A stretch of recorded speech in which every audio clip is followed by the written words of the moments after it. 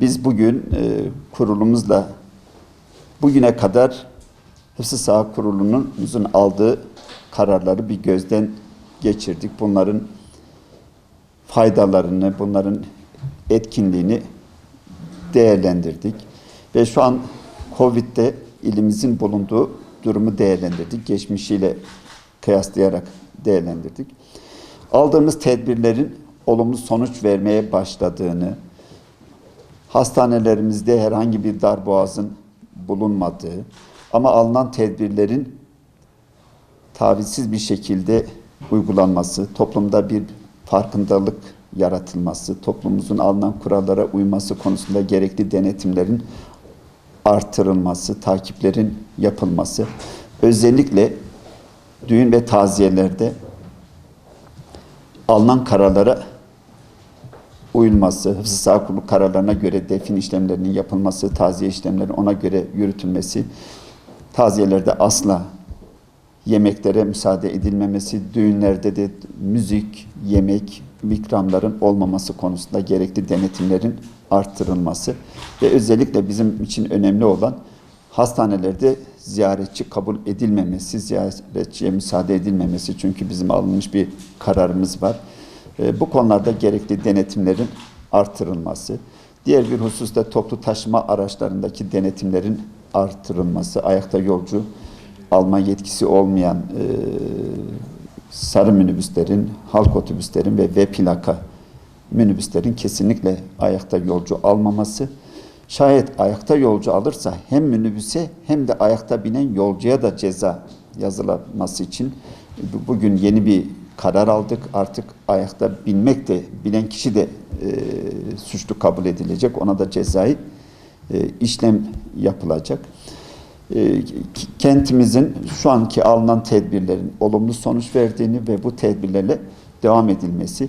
Bir revize ettiğimiz hususta bu hafta sonları veya da bazen hafta içi vanların böyle piknik şeyine, küçük aile olarak pikniğe gitme şeyi daha önce saat 7'ye kadar müsaade edilmişti. Biz onu gün batımıyla birlikte artık müsaade edilmeyecek. Yani gün batımına kadar müsaade edilecek.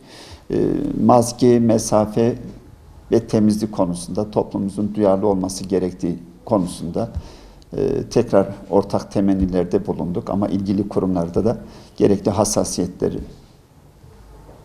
gösterilmesi için yazılar yazılacak. Kamu kurumlarının girişlerinde HES kod uygulaması yapılacak. Bu yine filasyon sonucu izole edilen vatandaşlarımızın sokakta tespiti halinde bunların yurtta izole edilme uygulamasına devam edilecek. Bugüne kadar 278 kişi böyle sokakta filasyon çalışmaları sonunda izole edilen 178 kişiyi yakaladık. Bunları yurda yerleştirdik. Bunların 1/3 pozitif vakaydı, 2/3'ü de temaslı kişiydi. Şu anda da yurtta yaklaşık 40 civarında bir kişi kalmaktadır. Çünkü eksik kalan süreyi tamamlatıyoruz. Yani okulların açılması ile birlikte bir hassas dönemimizin olduğunu, o dönemde çok duyarlı olmamız gerektiğini, özellikle öğretmenlerimizin tarama taleplerinin Sağlık Müdürlüğü tarafından karşılanması, öğrencilerimizin takibi, bu konuda duyarlı olması konusunda bir arkadaşlarımız hassasiyet dile getirdi. Umarım hem ilimiz, hem memleketimiz, hem insanlık bu Covid salgınından bir an önce kurtulur. Amacımız insanlarımızın sağlığını muhafaza etmek. 65 yaş üstü vatandaşımıza yönelik alınan kısıtlamalar aynen devam edilecek. Şehirler arası seyahatte onlar yine izin alacak. Bunların çarşıda, pazarda, AVM'de, kafede, restoranda bulunmaları yine yasak. Toplu taşıma araçlarına sabah saat 7.30 ile saat 10 arası, akşam saat 4.30 ile yani 16.30 ile 19 arası toplu taşıma araçlarına binmeleri yasak.